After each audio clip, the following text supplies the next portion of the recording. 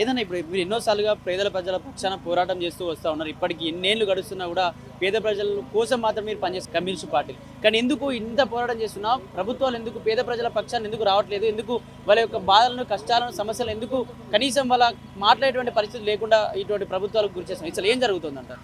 ప్రభుత్వాలు నేడు ఏ ప్రభుత్వాలైనా ఓట్ల కోసం మా ఓట్లను వాడుకొని అధికారాలకు వస్తూ ఉన్నారు.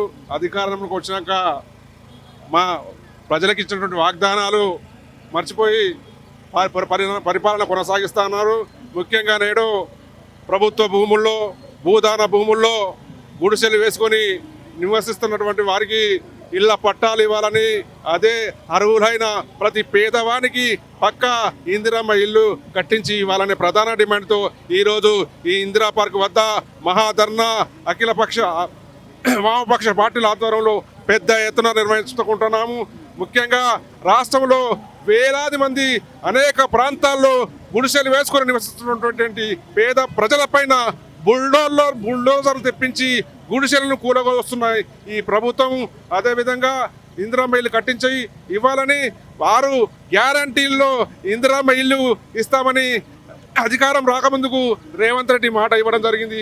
6 గ్యారంటీలను ఆదిమరిచి నేడు పరిపాలన కొనసాగిస్తున్నాడు. కాబట్టి మన పేదల పక్షాన సిపిఐ అదేవిధంగా పోడు భూముల్లో సాగు చేస్తున్నటువంటి రైతులకు పట్టాలు ఇవ్వాలని ప్రధాన డిమాండ్తో ఈ మహాధర్నా కార్యక్రమం నిర్వహించడం జరుగుతుంది. కాబట్టి రాష్ట్ర ప్రభుత్వం ఈ ధర్నాకు తలొగ్గి ఇందిరమ్మ ఇండ్లు పట్టాలు ఇవ్వని పక్షాల్లో ఈ రాష్ట్ర ప్రభుత్వానికి తీవ్ర నిరసనగా ఇందిరా పార్క్ వరకు వచ్చినటువంటి ఈ నిరసనగా సెక్రటరేట్ ముఖ్యమంత్రి ఇల్లు ముట్టడించేందుకు కమ్యూనిస్టు పార్టీగా వెనుకాడబోమని హెచ్చరిస్తా ఉన్నాం.